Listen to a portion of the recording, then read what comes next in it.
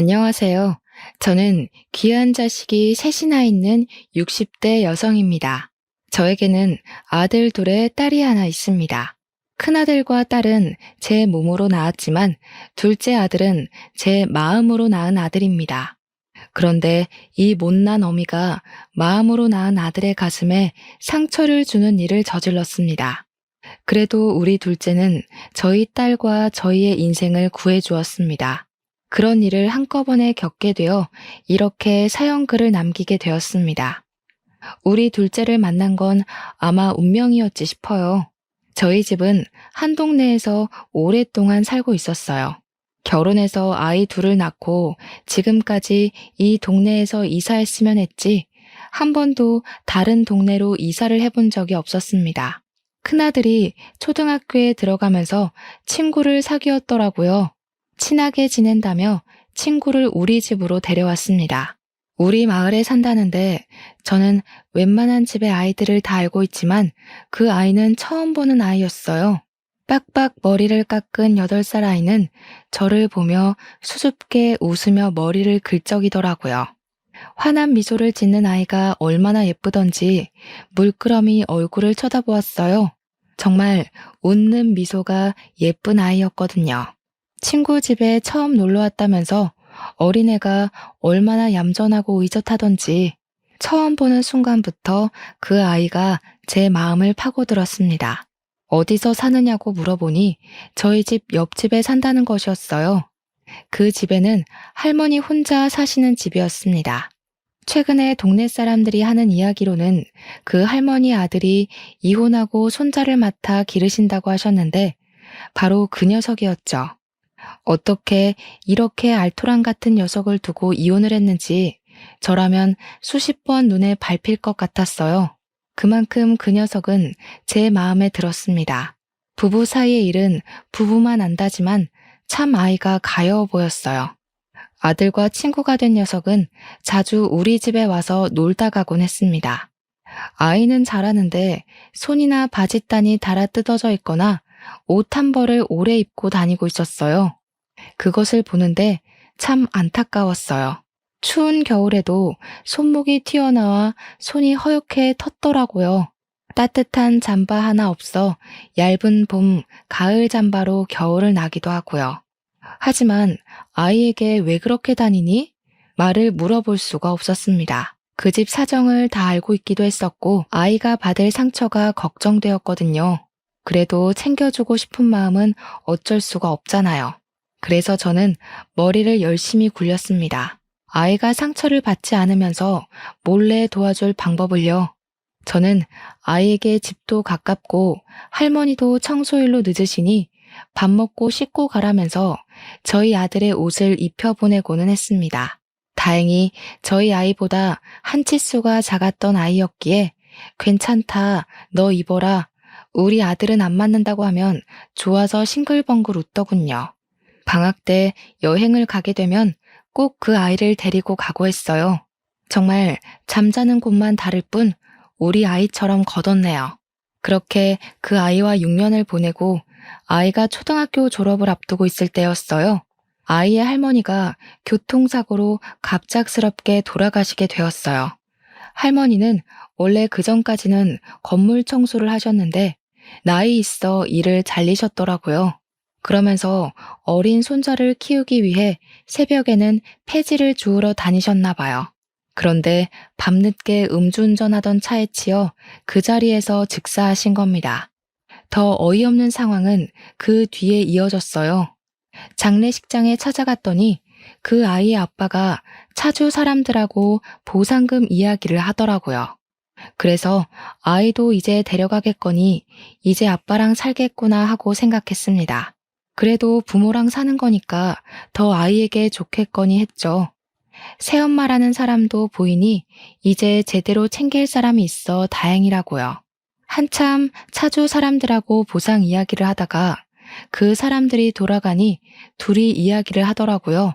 옆에 앉아있는 저의 귀 속에 그들의 이야기가 그대로 들어와 꽂히는 거였어요. 어머, 돈이 5천이나 생겼네. 노인네 살아생전 땡전 한 푼 없이 살더니 죽어서 자식한테 돈을 쥐어주고 가는 것 보니까 헛되게 죽은 게 아니라 다행이야. 근데 자기야, 당신 아들 어떻게 할 거야? 우리가 키워야 하는 거 아니지? 아, 나 애 안 키워봤어. 어떡해. 나 몰라. 당신이 알아서 챙겨. 저는 어이없는 말에 먹던 육개장이 입 밖으로 튀어나갈 지경이었어요. 그리고 길게 한숨을 내쉬었죠. 그 옆에는 아이도 서 있는데 둘이 앉아서 그런 이야기를 하니 한숨이 안 나올 수가 있나요? 그런데 그 아이 아빠의 말이 더 아이의 가슴에 대못을 박더라고요. 어쩌면 부모라는 사람들이 그런 이야기를 아이 앞에서 꺼낼 수가 있는지 지금 생각해도 정신이 아득해지네요. 에이씨, 왜 내가 키워? 걱정 마라. 어차피 애엄마랑 이혼할 때 고아원에 데려다 버리기로 약속하고 한 이혼이야. 고아원에 버려놨더니 노인네가 어떻게 피부치를 그렇게 버리냐고 데리고 와서 직접 키운다고 한 거야. 그냥 예전처럼 다시 고아원에 데려다 주면 돼. 몇 년 동안은 그래도 키워줬으니까 자기도 받아들이겠지. 옆에 듣고 있는 제가 다 속이 뒤집어지는데 아이는 어쩌겠어요. 바로 장례식장을 뛰쳐나가는 아이를 붙잡으려 했지만 놓치고 말았습니다. 추운 겨울에 아이가 어디로 사라졌는지 한참을 찾아 헤매도 보이지 않았어요. 걱정되는 마음에 우리 가족들이 뿔뿔이 흩어져 아이를 찾아 헤매 다녔는데 큰아이가 저에게 달려와서 그 아이가 집에 있다고 하는 겁니다. 바로 할머니와 살던 집에요. 바로 달려가서 아이를 불렀습니다. 하지만 아이는 할머니와 살던 그 작은 골방에 틀어박혀 문을 잠그고 안 나오는 겁니다. 열어달라고 애원해도 아이는 문을 안 열고 방에서 나오지 않았어요. 문의 작은 틈으로 흐느껴 오는 아이의 울음소리가 밖으로 새어나왔어요. 아이가 그대로 부모에게 그런 이야기를 들었는데 어떻겠어요? 마음에 큰 구멍이 생긴 거겠죠. 그 구멍은 무엇으로도 메울 수가 없었나 봐요. 저는 밥을 가져와서 밥 먹자고 해도 아이는 문을 열지 않았어요. 아무리 달콤한 말로 유혹을 해도 다친 아이의 마음의 문은 열리지 않았어요. 그렇게 며칠을 아이는 그 차가운 방에서 나오지 않았습니다. 그렇게 3일쯤 되니 이러다가 아이까지 죽겠다는 생각이 번뜩 들더라고요. 일단 아이를 살려야겠다는 생각을 하고 남편과 함께 아이의 아버지를 찾아갔습니다. 아이를 고아원에 보내지 말라고 애원을 하러 갔죠. 그래도 아버지가 하는 이야기면 듣지 않겠어요? 혹시나 아이가 문을 열어줄 거라는 희망을 가지고 갔었던 거죠. 지원 아버지, 지원이 고아원으로 꼭 보내셔야 합니까? 아직 너무 어려요. 아직도 저렇게 문을 안 열고 나오지는 않는데 저러다 아이 잡겠어요. 가서 나와라. 고아원 안 보낸다고 한마디 해주시면 안 돼요? 당신들 뭡니까? 뭔데 남의 집안일에 감나라 배나라 하는 거야? 남의 자식 건사할 생각하지 말고 당신들 자식 일이나 잘 챙겨. 내 새끼는 내가 키우든 아니면 고아원 보내든 내가 알아서 할 거니까 아침부터 재수없게 찾아와서 에이, 퇴. 정말 말이 안 통하더라고요. 어떻게 이런 인성이 바닥인 사람한테 그런 아들이 태어났는지 알다가 모를 일이었습니다. 저는 그래도 다시 한번 그 아이 아버지에게 사정했습니다. 아이를 구하는 게 먼저였으니까요. 일단 아이는 살리고 봐야 하는 거 아닙니까? 벌써 저 안에 들어간 지 3일째입니다. 날도 차고 물 한 잔 못 마셨을 텐데 아이가 가엾지도 않으세요? 지원이는 정말 세상에 둘도 없는 착한 아이입니다. 아이를 고아원에 보내신다면 분명 나중에 후회하실 겁니다. 그렇게 그 애가 좋으면 당신이 데리고 살면 되잖아. 왜 여기까지 와서 사람 귀찮게 하는 거야? 내가 애 줄 테니까 데리고 가서 키워. 그러면 될 거 아니야. 아이씨, 당장 여기서 나가. 사람 짜증나게 하지 말고. 계속 이렇게 소란 피우면 경찰 부를 거야. 제 손으로 문 잠그고 들어간 애를 나보고 어쩌라고. 저는 아이 아버지의 말에 두 눈이 번쩍 뜨이더라고요. 어차피 잠만 할머니네 집에서 자던 거 그래 내가 거두자. 아들 하나 더 생기면 좋지 하고 생각했죠. 저희 남편도 같은 생각이었는지 저의 손을 꽉 잡는 겁니다. 저는 떨리는 손으로 가방에서 항상 가지고 다니던 거래 영수증과 볼펜을 꺼냈습니다. 그리고 아이 아버지에게 내밀었죠. 그럼 써주세요. 아이 포기한다고 써주세요. 친권 포기한다는 각서 말입니다. 그거 한 장 써주시면 당장 여기서 사라져 드릴게요. 거기에 아이 앞에 다시는 안 나타난다고, 그리고 아이 인생에 끼어들지 않겠다고 써주세요. 그럼 저희가 지원이 엄마 아빠가 되어줄게요. 그리고 꼭 도장이든 지장이든 찍어주십시오. 아이 아버지는 이상한 사람 보듯 저희를 위아래로 훑으며 쳐다보더라고요. 그리고 정말 저희가 귀찮았던 건지 아이가 싫었던 건지 얌전히 영수증에 양지원의 친권을 포기하고 앞으로 나와는 상관없는 아이다, 이렇게 쓰고 도장을 가지고 와서 찍어주더군요. 나중에 변호사 공증을 받으러 가니 전혀 효력이 없는 종이 조각이지만 그것은 아이를 설득하기에는 충분했습니다. 저는 아직도 밖으로 나오지 않고 할머니 골방에 틀어박힌 아이에게 문 틈으로 그 쪽지를 밀어넣었어요. 그리고 나직이 아이에게 말을 걸었죠. 제발 문을 열어주길 빌면서 말입니다. 지원아, 내 말 들리니? 아줌마에게 새로운 아들이 생겼는데 누구인지 한번 들어볼래? 아줌마에게 원래 아들이 하나인데 양지원이라고. 아들이 한 명이 더 생겼어. 우리 한 집에서 같이 살래? 이제 아줌마라고 말고 엄마라고 불러줄래? 그럼 엄마가 우리 지원이 진짜 엄마 해줄 수 있는데. 아이는 제 말을 들었는지 한참을 안에서 엉엉 울더라고요. 저도 문 앞에서 한참을 울었습니다. 그 작은 아이의 가슴에 구멍이 저로 인해 메어지길 기도하면서요. 한참을 울던 아이는 빼꼼하며 문을 열고 얼굴을 내밀었습니다. 그리고 제 얼굴과 제 남편의 얼굴을 보더니 문을 활짝 열고 다가와 와락 안기더군요. 며칠 만에 방 밖으로 나오는 아이의 손발이 얼음장으로 차가워져 있었습니다. 정말 저 같이 살아도 되는 거예요? 살다가 다시 고아원으로 보내는 거 아니에요? 저 밥도 많이 안 먹고 청소도 열심히 할 수도 있어요.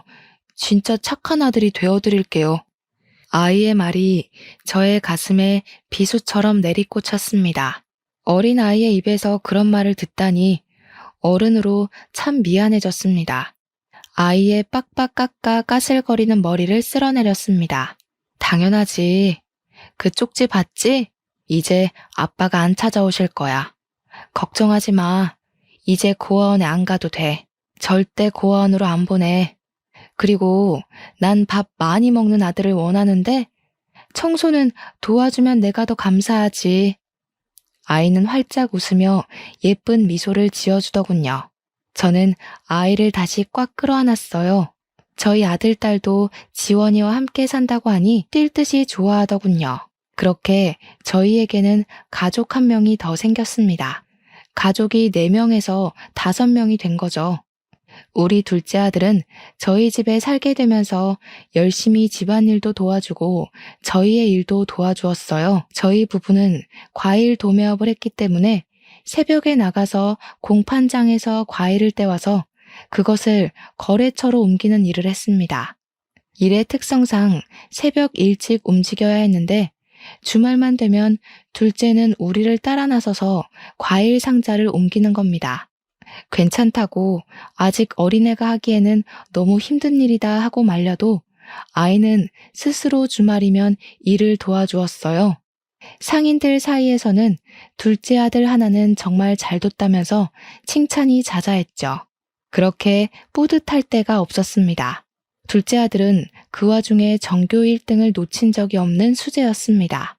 그렇게 새벽마다 도와주고 저녁에는 동생의 공부도 꼼꼼히 확인해주면서 집안일도 알뜰살뜰 도와주는데 어떻게 그 녀석을 싫어할 수가 있겠습니까?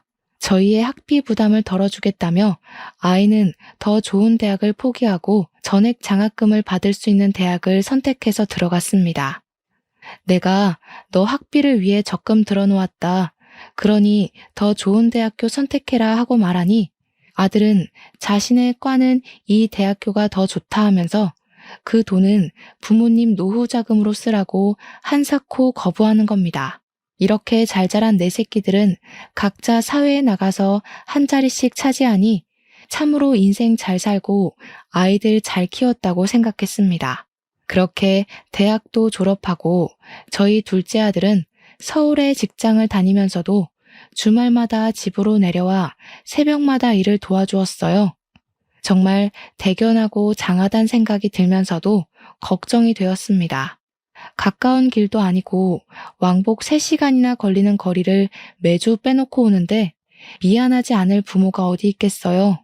그만하라, 너 힘들다, 우리는 괜찮다 해도 둘째는 고지 듣지를 않더라고요. 부모님이 고생하는데 어떻게 아들이 가만히 있냐 그러는 겁니다. 정말 마음이 아리고 고마웠습니다. 그리고 매주 아들 얼굴 보니 또 좋았습니다. 그런데 어느 날은 병원에서 전화가 왔습니다. 둘째 아들이 오다가 교통사고 났다고 병원으로 오라는 겁니다. 아들은 응급실로 들어온 저희를 보고 두 눈을 동그랗게 뜨더군요. 어머니, 아버지, 어떻게 알고 오셨어요? 저는 전화 안 드렸는데 병원에서 연락한 거예요. 아유, 별로 다치지도 않았는데 괜히 놀라시게. 저 정말 괜찮아요. 저는 아들의 손을 꽉 잡았어요. 도대체 무슨 일이 있었던 거야? 오다가 대충 들으니 국도에서 사고가 났다던데. 어떻게 사고가 났길래 차가 다 망가져? 여기 앞에 경찰말로는 상대방 운전자가 쇠파이프로 차를 망가뜨렸다고 하던데. 어떻게 된 거야? 너는 많이 다치지 않았어? 그 피는 뭐니? 아이는 얼굴에 감긴 붕대를 손으로 짚으며 어색한 미소를 저희에게 지어 보였습니다. 오다가 국도 넘어오는데 너무 어두워서 좀 천천히 갔더니 뒷차가 몇 번인가 클렉슨을 울리더라고요. 빠르게 간다고 갔는데도 불만이었는지 갑자기 제 앞으로 끼어들어오더니 급정거하며 멈춰섰어요. 그런데 운전자가 차에서 내리면서 쇠파이프를 가지고 다가오더라고요. 그 쇠파이프로 제 차를 내리쳤어요. 어떤 미친놈이 그런 짓을 한다니? 어디 더 다치진 않았고? 아유, 세상에, 뉴스에 미친놈 천지라더니 여기도 있었나 보다. 어디 얼굴 좀 보자. 다른 곳은 괜찮은 거야? 아이고, 내 새끼 눈에 보기도 아까운 자식을 이렇게 만들어놨네. 잡히기만 해봐 아주. 그냥 혼을 내줘야겠어. 잡을 수는 있다니? 둘째는 제 손을 꽉 잡으며 웃더라고요. 얼굴이 차 유리에 긁혀 살짝 찢어진 거 말고는 다친 곳 없어요. 너무 걱정하지 마세요. 경찰에게 들으니 잡는 건 쉽지 않나 봐요. 벌써 비슷한 사건이 몇 건인가 있어서 쫓고는 있는데 증거가 부족한가 봐요. 방범 카메라 하나 없는 국도만 골라서 그런 범행을 저지른 데다가 얼굴에는 마스크하고 모자까지 써서 찾기도 힘들고요. 하필 제 차는 블랙박스까지 같이 파손되는 바람에 그 장면이 안 찍혔나 봐요. 다행히 그 사람 손에 특이한 문신을 봐서 말해주었어요. 제이라는 문신을 손목에 새겼더라고요. 저는 길게 한숨을 내쉬었어요. 그래도 크게 안 다친 게 다행이다. 차만 그렇게 만든 게 천만에 다행이다 하고 넘겨야 했습니다. 속이 타도 어쩌겠어요. 경찰에서는 범인을 잡는 게 어렵다는 통보만 남기고 사건을 종결시켜 버렸습니다. 둘째 차가 파손당하고 한동안 저희에게 못 내려오니 그래, 위험한데 잘 됐지 싶기도 했어요. 하지만 금세 다시 차를 사서 저희한테 다시 오더라고요. 그렇게 시간이 흘러가고 저희 막내딸이 결혼하고 싶은 사람이 있다고 남자친구를 데리고 온다는 겁니다. 잘 됐다. 그래, 다들 홍기가 차가니 세 놈 중에 한 놈이라도 빨리 결혼시켜야겠다는 생각이 들었습니다. 큰 놈은 연애는 하는데 결혼 이야기는 코빼기도 안 하고 둘째는 일하랴 주말이면 이곳에 오는데 연애할 틈이라도 있겠어요. 넌 여자도 없냐 하고 말하면 그냥 말을 얼버무리는 통에 더 이상 말도 못 꺼냈습니다. 숫기가 없는지 아니면 연애에 재능이 없는지 제 눈에는 이렇게 이쁘고 잘생겼는데 여자들 눈이 삔 것인지 알 수가 없었어요. 그렇게 딸의 남자친구와 주말에 밥 한번 먹자면서 가족끼리 모였습니다. 말끔하게 차려입은 딸의 남자친구를 보는데 어쩜 그렇게 예쁘장하게 보이던지 옷도 잘 입고 사람이 참 말쑥하게 생겼더라고요. 딸은 남자친구를 소개해주며 큰오빠와 작은오빠라며 차근차근 그에게 설명하고 악수를 했습니다. 딸의 남자친구와 웃으며 악수를 하던 둘째 아들의 얼굴이 순식간에 굳어지는 겁니다. 그러더니 입을 꽉 다물더라고요. 저는 대수롭지 않게 생각하고 밥을 차렸습니다. 다들 식사를 시작하고 한참 밥을 먹고 있는데 작은 아들이 딸의 남자친구를 바라보는 눈빛이 싸해졌어요. 물끄러미 딸의 남자친구를 지켜보다가 말을 걸더라고요. 혹시 집이 이 근처 사시는 겁니까? 집이 어느 방향이시죠? 밤에 운전을 자주 하시나요? 그런데 몇 날 몇 시에 국도로 운전하신 적 있으세요? 순간 웃고 있던 딸 남자친구의 얼굴이 웃음기 하나 없이 변하더라고요. 그러더니 다시 입가에 옅은 미소를 띠며 말을 이었습니다. 그건 왜 물으시는 겁니까? 이 근처에 살면 안 되는 건가요? 밤에 운전이요? 가끔 드라이브는 하죠. 여자친구랑요. 그리고 일일이 언제 어디를 운전했는지 기억을 하시고 다니시나 봐요. 혜진이 말로는 똑똑하다더니 정말 기억력이 좋으신가 봐요. 네, 제가 좀 머리가 좋아서 한 번 본 거 잘 잊지를 못합니다. 제가 몇 달 전에 정말 황당한 일을 당한 적이 있는데 갑자기 뒷차가 앞으로 끼어들더니 미친놈이 쇠파이프를 들고 제 차를 박살을 내놨거든요. 개새끼가 얼굴은 들키기 싫었는지 모자에 마스크까지 쓰고 있었는데 손목은 왜 가릴 생각을 안 했는지 몰라요. 안 들킬 자신감이 쩔었나? 둘째 아들은 자리에서 일어나더니 딸 남자친구의 손목을 잡고 소매를 걷어내더군요. 그곳에는 쥐라는 문신이 새겨져 있었습니다. 둘째 아들의 얼굴이 순식간에 일그러졌습니다. 딸의 남자친구는 자리를 박차고 일어났습니다. 와, 씨. 지금 저를 그 운전자라고 착각한 겁니까? 진짜 황당하네. 여자친구 집에 인사 와서 범죄자 취급을 당하고. 뭐 이런 경우가 다 있죠? 죄송합니다, 어머니. 아버님, 제가 지금 진정이 되지 않아서 다음에 다시 인사드려도 될까요? 미안해, 혜진아. 나 오늘은 기분이 더러워서 그냥 가야겠다. 그렇게 말하며 딸의 남자친구는 그냥 밖으로 나가버렸습니다. 딸은 둘째를 노려보더라고요. 오빠, 지금 무슨 경우야? 지금 저 사람을 정말 그 운전자랑 착각한 거야? 그 사람 손목에 제 문신이었다며. 저 사람은 쥐 문신이야. 이걸 어떻게 책임질 거야? 빨리 가서 사과해. 빨리. 저 사람 진짜 화 많이 났잖아. 맞아, 저놈이야. 저놈이 그 운전자야. 그러니까 너도 정신 차리고 다시는 저 새끼 만날 생각하지 마. 너랑 어울리기에는 너무 질이 나쁜 놈이야. 지금 찔리니까 그냥 가는 거잖아. 딸은 두 눈을 동그랗게 뜨더니 둘째 아들을 밀쳐냈습니다. 무슨 증거로 그렇게 말하는 거야? 오빠, 내가 결혼하는 거 싫어? 그래서 그래? 오빠가 내 친오빠면은 내가 좋아하는 사람 데려왔다고 그러겠어? 그리고 내가 그런 사람이면 몰라봤겠냐고. 나 저 사람하고 1년 넘게 사귀었어. 그런데 그런 걸 몰랐겠냐고. 저 사람하고 헤어지면 오빠가 책임질 거야? 오빠가 사람 착각한 거야. 문신도 다르잖아. 진짜 어이가 없다.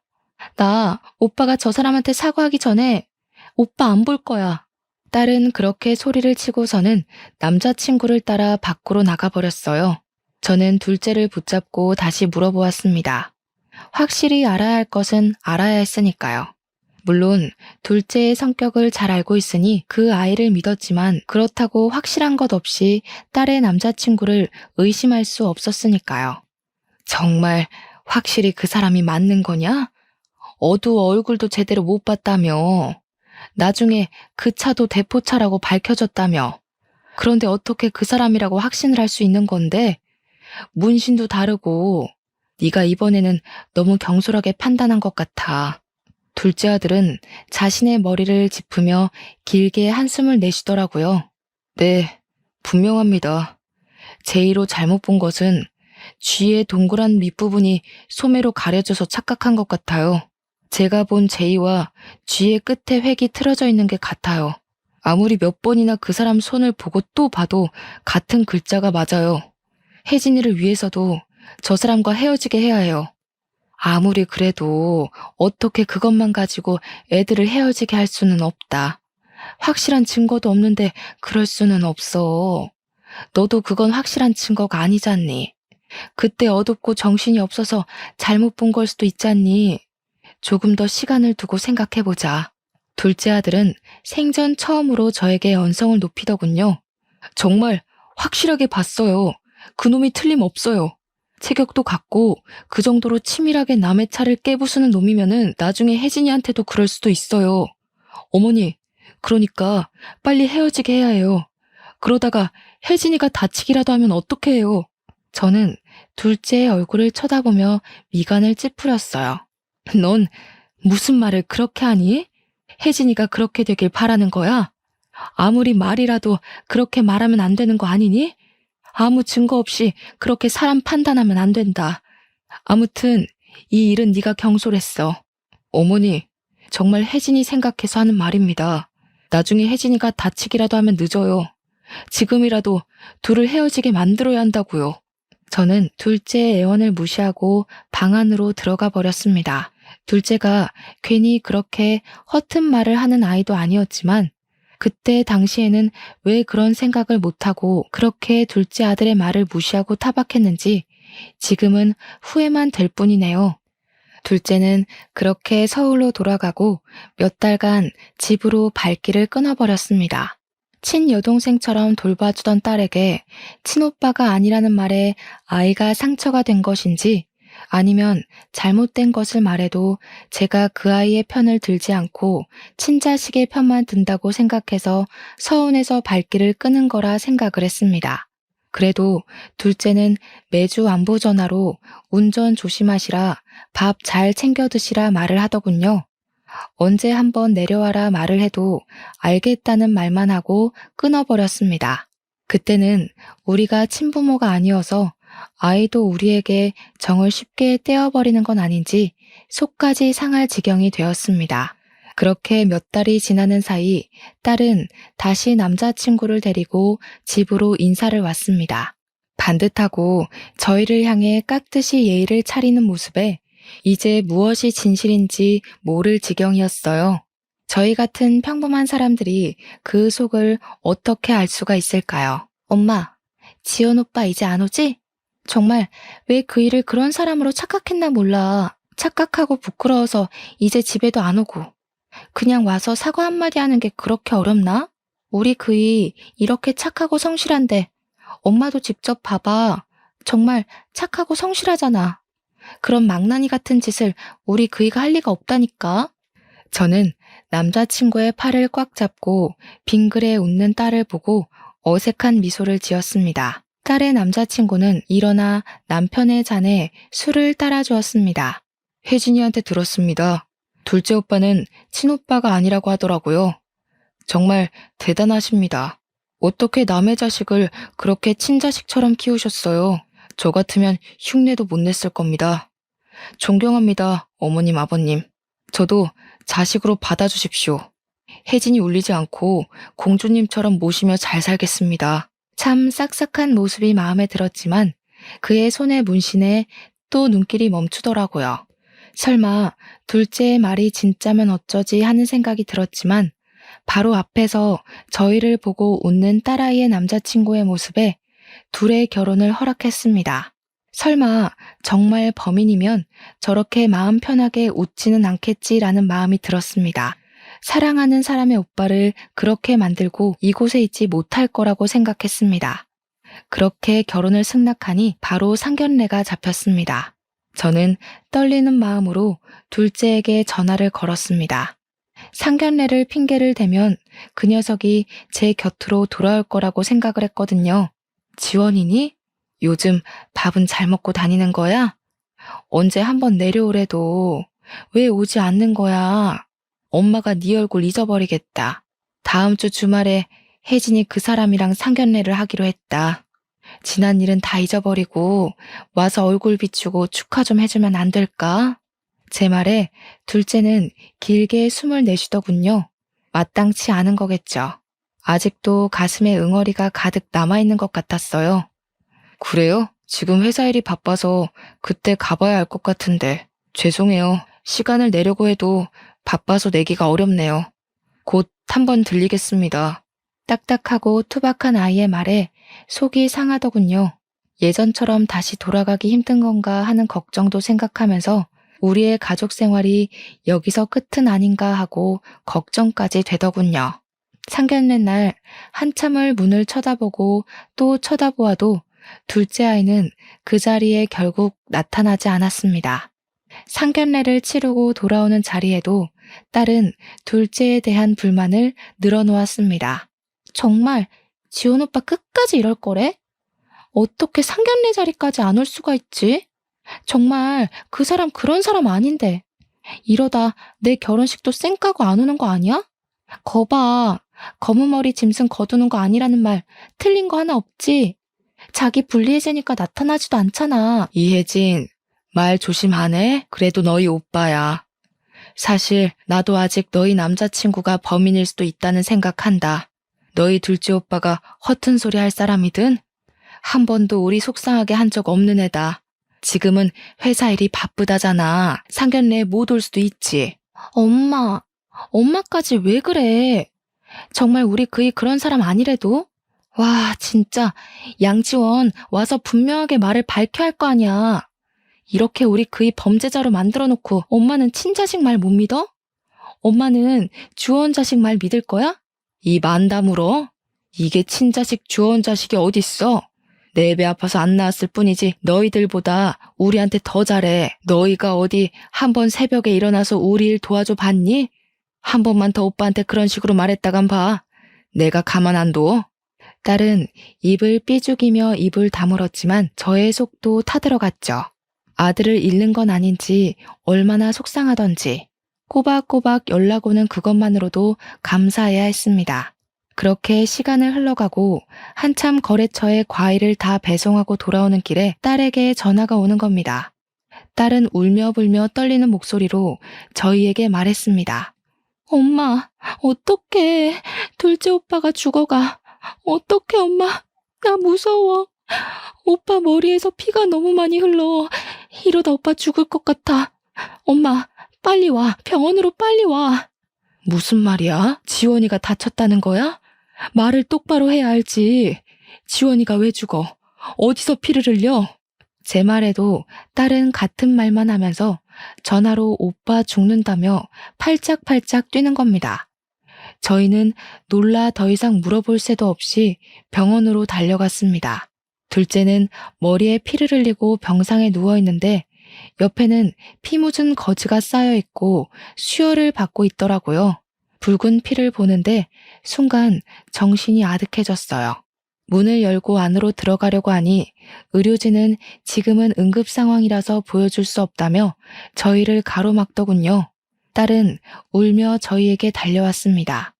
저희는 딸아이를 붙잡고 어떻게 되었는지 물어보았습니다. 딸아이의 얼굴은 얼마나 울었는지 두 눈이 시뻘개져 있었습니다. 도대체 무슨 일이 있었던 거야? 서울에 있어야 할 내가 왜 여기 있는 거야? 너하고 만난 거야? 왜 피를 흘리고 저기에 누워있는 건데, 어? 딸은 다시 눈물을 흘리며 말을 했습니다. 그동안 둘째 오빠한테 연락이 계속 왔어. 상견례 직후에 오빠가 자꾸 남자친구에 관해 물어봤거든. 언제 밖으로 나가냐? 혹시 다른 차 타는 거 못 봤냐? 하면서 죄인 취급하는 것도 아니고 나는 모른다고 말했는데 오빠가 따로 조사해봤더니 의심 가는 게 한두 개가 아닌데 확실한 증거가 없다 그러는 거야. 이렇게 아무것도 못 알아내고 계속 내가 그 사람 만나는 꼴 못 보겠다고 하더라고. 저는 벌벌 떨고 있는 딸아이의 등을 문질렀습니다. 둘째는 그동안 주말마다 딸 남자친구의 뒤를 캐고 다녔나 봅니다. 아무래도 자신의 의심을 지울 수가 없었겠죠. 거기다 저희가 다 정색을 하니 저희한테 말도 못 꺼냈었나 봐요. 그 말을 듣는데 심장이 미어지더군요. 자식을 못 믿어서 이런 일이 일어났나 싶기도 하고 말입니다. 그런데 왜 저 지경이 된 건데? 도대체 무슨 일이 있었길래 머리를 저 지경이 되어서 다친 거야? 응? 오빠가 나한테 아무것도 못 알아내겠다며 확실히 하자면서 셋이서 만나자고 하더라고. 그래서 나도 만나서 확실하게 매듭을 짓는 게 좋을 것 같아서 만나자고 했어. 그렇게 공원에서 셋이 만났는데 오빠가 그날 문신을 봤다고 하면서 경찰서에 가서 진위를 따지자고 하니까 갑자기 그이가 공원 바닥에 있는 벽돌을 집어들더니 순식간에 오빠의 머리를 내리쳤어. 자꾸 의심하지 말라면서. 저는 너무 놀라서 두 눈을 동그랗게 떴습니다. 아니, 아무리 의심을 산다고 사람을 벽돌로 머리를 내리치는 게 말이나 되는 일이야? 당장 그 사람 데려와. 어디서 내 새끼 머리를 내리쳐? 도망갔어. 오빠 머리를 벽돌 내리치고 바로 달아났어. 오빠가 벽돌 맞고 앞으로 꼬꾸라지며 피를 흘리는 거야. 나는 너무 무서워서 119부터 불러서 이쪽으로 온 거야. 어디 있는지 나도 모르겠어. 손발이 덜덜 떨려오더라고요. 응급조치가 끝났다고 의료진이 겨우 저희를 안으로 들여보내주더군요. 저는 머리에 붕대를 칭칭 감고 팔에는 붉은 피를 수혈을 하고 있는 둘째의 얼굴을 보며 두 손을 꽉 잡고 기도를 했습니다. 아이를 살려달라고요. 그리고 둘째에게 감사하다고 말했습니다. 둘째가 아니었으면 그런 사람과 딸은 부부로 인연을 맺었을 테니까요. 듣는지 모르겠지만 저는 아이에게 말을 걸었습니다. 지원아, 엄마가 왔어. 눈 좀 떠볼래? 귀한 내 새끼. 엄마한테 너무 서운했지? 엄마가 안 믿어줘서 너무 미안해. 우리 아들 엄마한테 다시 오면 이제 서운하게 안 할게. 그러니까 우리 엄마랑 아들로 조금만 더 지내자. 응? 그때 둘째가 손을 까딱이며 눈을 뜨더군요. 그리고 제 얼굴에 흐르는 눈물을 닦았어요. 울지 마세요. 울면 제가 너무 죄송해요. 저도 어머니 아들로 더 살고 싶어요. 하나도 서운 안 했어요. 그러니 걱정하지 마세요. 저는 아들을 꽉 끌어안고 또 한참을 울었습니다. 그리고 다시 아들을 저에게 돌려주신 하늘에 감사하고 또 감사했습니다. 아들이 깨어났다고 하니 경찰분이 병원으로 찾아왔습니다. 안녕하십니까? 일어나셨군요. 다행입니다. 제보 덕분에 범인을 잡았습니다. 예상하신 대로 벽돌로 내리친 사람이 난폭 운전자가 맞았더라고요. 그동안 제보해주신 증거를 토대로 저희가 더 조사해서 범인이 타고 다니던 차량도 찾아냈습니다. 그 사람의 아버지 명의로 되어 있는 시골 창고에서 발견되었더군요. 덕분에 정말 오랫동안 애먹은 사건을 해결했습니다. 잡았다니 다행입니다. 그동안 노력이 헛수고가 되지 않았군요. 잡지 못하면 어떻게 하나 걱정했습니다.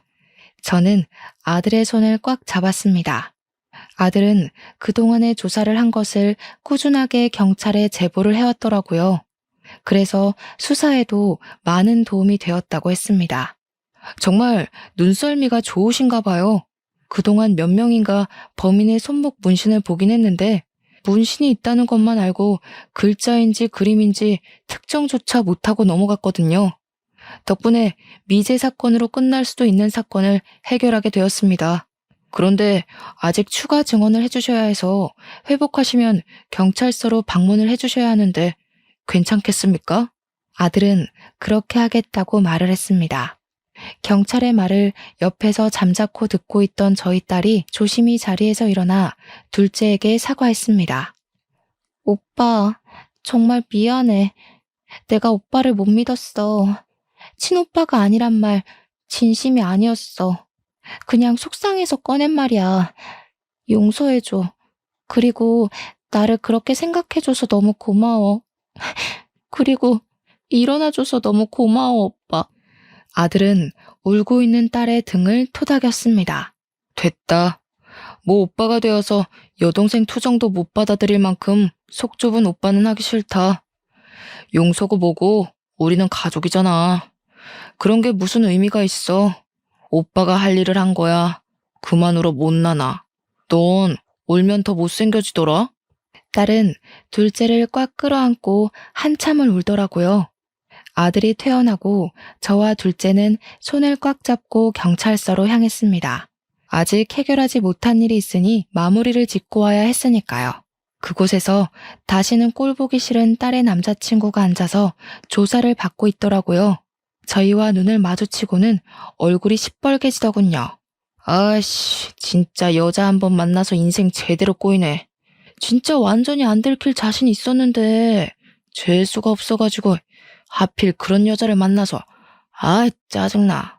아무튼 만날 때마다 재수가 없었다니까. 젠장. 둘째 얼굴은 시뻘개지더니 그 남자의 멱살을 잡아 끄는 겁니다. 야, 너 말 다시 해봐. 뭘 어째? 우리 혜진이가 너를 얼마나 믿었는지 알아? 뚫린 입이라고 함부로 내뱉는다고 다 말이냐? 죄를 지어서 경찰서에 왔으면 다시는 안 하겠다는 반성을 해야지. 어떻게 처먹은 새끼가 반성한다는 말 한마디, 미안하다는 말 한마디라네. 내가 너 잡으려고 진짜 이를 갈았어. 혜진 옆에서 너 같은 새끼가 있다는 게 끔찍해서 반드시 잡아서 콩밥 먹이겠다고 다짐했거든. 아이씨, 어차피 친오빠도 아니라며. 어디서 가족인 척 행세를 하는 거야? 네가 아무리 그런다고 그 집 식구가 될 것 같냐? 어? 거지 새끼가 그동안 키워준 은혜를 알면 알아서 눈치 보고 기어나가야지. 아직도 그렇게 빌빌거리며 남아있냐? 재산이라도 노리냐? 직접 가보니 빼먹을 것도 별로 없을 것 같더만. 둘째 얼굴이 시뻘개지면서 손을 들어올리자 저는 아들의 앞을 막아서며 저는 아들 손에서 그 멱살을 빼냈습니다. 지원아, 그만해라. 아직 무리하면 안 돼. 덜 회복됐잖아. 이런 짐승 같지도 않은 것에 뺨을 치면 뭐하겠니? 네 손만 더러워질라. 그러니까 그만 그 손 내려놔. 아들은 멱살을 잡은 손을 놓으면서도 화가 덜 풀렸는지 악 하고 소리를 내질렀습니다. 오죽하면 얌전한 애가 그렇게 소리를 내지를까요? 지 속도 답답했을 겁니다. 저는 아들을 진정시키고 획 돌아서며 딸의 남자친구를 쳐다보았습니다. 아직도 반성 못했는지 고개를 빳빳이 치켜들고 저를 쳐다보더라고요. 순간 눈에 불이 확 번졌습니다. 이놈을 그냥 두고 갈 수가 없겠더라고요. 저는 손을 올려 강하게 그놈의 뺨을 내리쳤어요. 순간 짝 하는 소리가 경찰서의 안을 가득 울려 퍼졌습니다. 그래도 어미가 되어서 내 딸, 내 아들 가슴에 대못 박게 하고 머리에 피 흘리게 한 값은 치러야지. 안 그래? 한 번만 더 내 새끼들한테 피눈물 나게 해봐. 그 다음에는 뺨 한 대로 안 끝내. 알겠어? 그리고 뭐? 거지 새끼? 어디서 내 아들한테 그런 상스러운 말을 입에 담아? 네가 우리 사위로 안 들어온 걸 천만다행이지. 나는 오늘부터 하늘에 감사기도 드릴 거다. 가자 지원아. 엄마 손 잡아.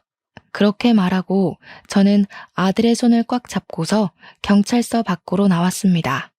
아들은 밖으로 나오며 저의 손을 꽉 잡고 방긋거리며 환하게 웃더군요.